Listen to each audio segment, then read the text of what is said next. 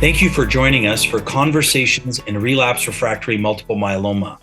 During this segment, we'll be discussing introducing, optimizing, and sequencing bispecific antibodies.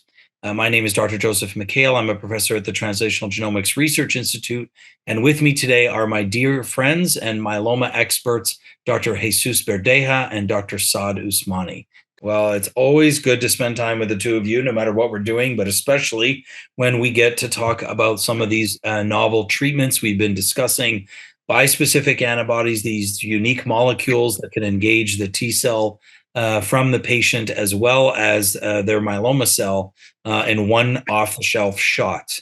So just sort of thinking on the bigger side, remember our topic is introducing, optimizing, and sequencing bispecific antibodies. If I want to have a myeloma conference today where people are going to attend, I will tell them that we have the optimal sequence of relapsed myeloma, and they'll come hoping to find an answer. We know that there's no perfect answer, but at the same time, I'm really interested in both of your thoughts around it. When we look at sort of the big picture of relapsed myeloma, we have proteasome inhibitors, immunomodulatory drugs, and CD38 antibodies. Now we've introduced selinexor and even CAR T cell therapy. So when bispecifics very quickly on the heels of CAR T came into your practice, maybe starting with you, Saad, how did that change the way you've approached relapsed multiple myeloma?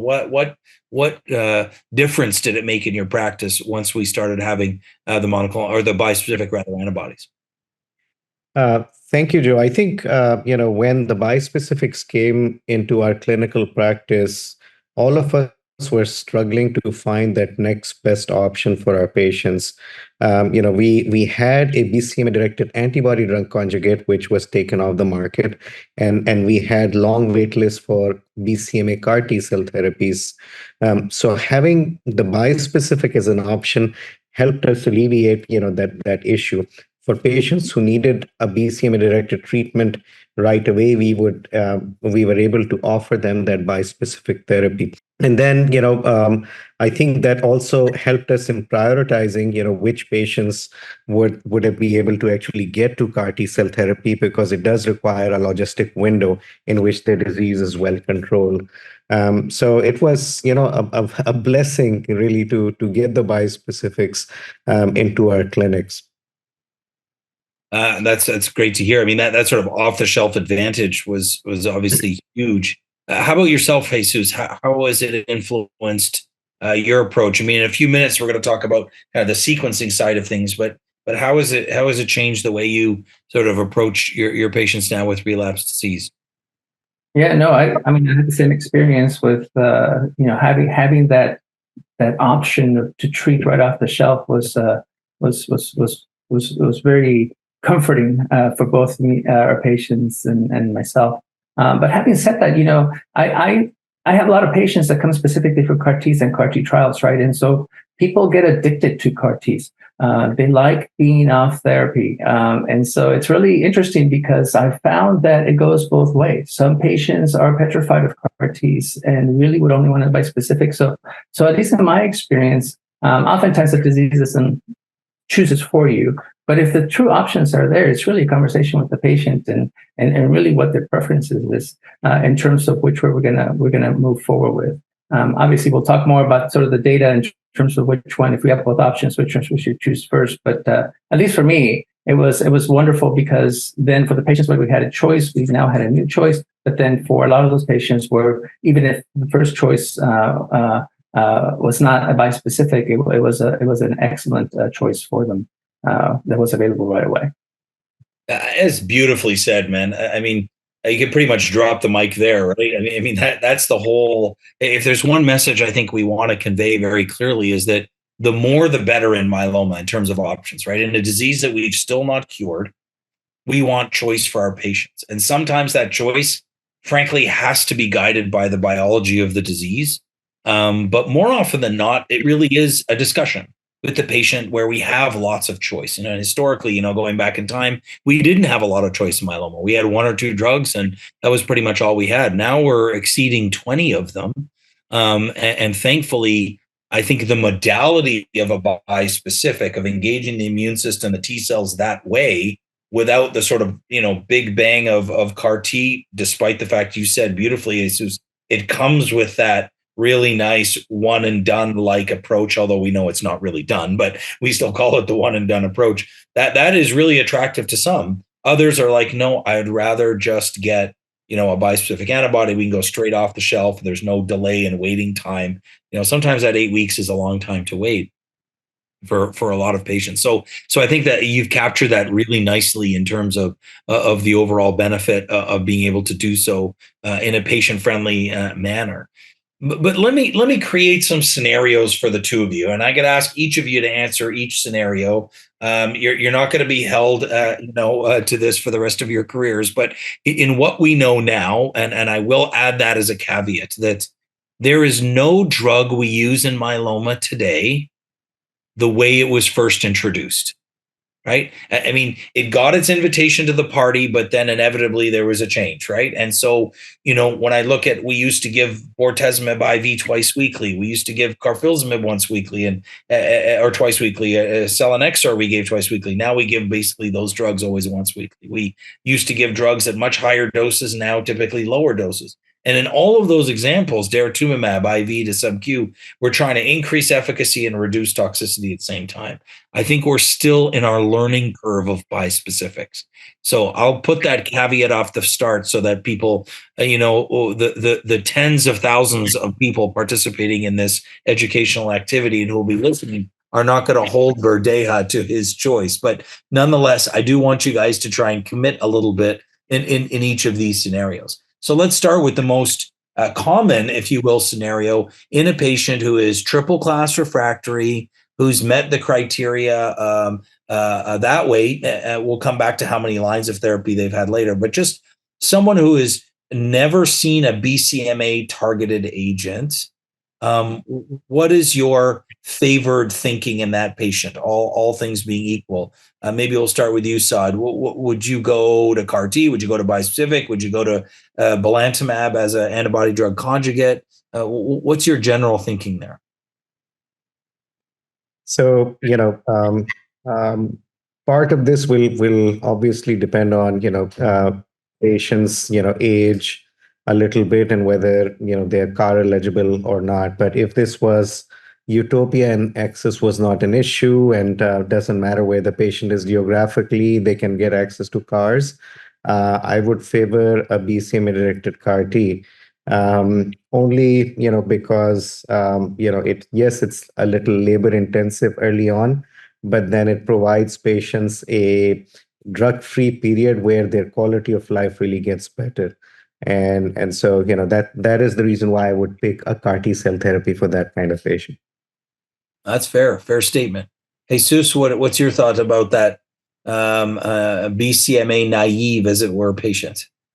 Yeah, so I have to say I'm struck by the data from CARTIC-2. Was it 2 cohort C, I think, that showed that with cilta-cel in patients who've had a prior ADC therapy, both a bispecific or an ADC, the response rate was still reasonable, about 60%, but the PFS was down to about 5 months or 9 months, depending on which therapy was given before. Compare that to CARTIC-2-1, where the PFS was almost 3 years. So I think given that, now granted, tiny numbers, we have very little experience, and again, these patients are all very refractory, and we may be giving things differently. I think given that, I think if we have both options, I would also give a CAR T before a bispecific. And I think, while we're just on that, well, actually, we'll come back to that because I would like to explore this whole sequencing overall as opposed to an individual case. But let's take on that notion. So let's say that same patient ends up getting a CAR T cell therapy, whether it's one of the two that are commercially available now, ide-cel or cilta-cel. So that patient clearly has had 4 lines of therapy, and now they've had a CAR T. So they had that one and done, as it were. And sadly, as we know, despite the fact that they have prolonged remissions, they've now relapsed. what would be your next step? And this time I'll start with you, Jesus. What are you going to do? Are you going to go with teclistamab, with talquetamab, with elranatamab? Do you have a favor between them? What's your rationale and your thinking of sequence? Yeah, I think that's unfortunately that's becoming a much more common scenario these days, right? So, and I think it really depends on how long ago was the the BCMA therapy given. So, there is data that perhaps sort of patients coming right off a BCMA therapy are going to be much more refractory to another BCMA therapy versus a patient that maybe has been received the therapy 2 years prior and now is progressing where they might still be sensitive. And so in that scenario, I think going with a BCMA bispecific is fine. So either teclistamab or elranatamab. I think there is, if there is a concern that BCMA has been lost, I think that's when you might switch to the antigen talquetamab. But given the toxicity profiles, truthfully, I probably would favor a BCMA bispecific in that scenario with a very long duration of of the prior BCMA therapy. Gotcha. Saad, so you heard he's comfortable going to BCMA if there's been a longer remission to the CAR. Is that how you approach it as well, or do you see it a bit differently? I would actually, so I agree with Jesus's, approach, and I would just, add, some important biologic information, around BCMA. So, what we typically see with those patients, who progress very quickly after BCMA CAR is they probably had BCM mutations. And if that's the case, then, challenging them with a BCMA-directed therapy doesn't make sense, and going to a GPRC5D or another, small molecule, offering them a clinical trial, would make sense. But, if the relapse is happening after, say a median of, I don't know, 9, 12 months after receiving CAR T, and the patients do have BCM expression, then yes, I would be comfortable utilizing a bispecific, BCMA-directed bispecific antibody in that case. And there's some real-world data to actually support some of that as well. And there'll be more that, data on that end that will be emerging, later this year. There are several, groups trying to put together bispecific real-world experiences and looking at that sequencing, question. One actually effort under the International Myeloma Working Group umbrella that all of us are part of. So yes. Yeah, I think that'll be really helpful, and whether or not there is a easily commercially available way to test someone's BCMA expression, I think with time will be helpful. Well, Jesus, what if someone is coming off belantamab? Does that do you look at it differently if they had a CAR T versus an antibody drug conjugate? Are you willing to go BCMA to BCMA after belantamab? Yeah, no, I think that's an excellent question, or I guess you would even argue from a bispecific, right? So I think it does make a difference if you're truly refractory to a BCMA therapy versus just exposed, right? So kind of our old terminology for the prior therapies, using it for BCMA therapies.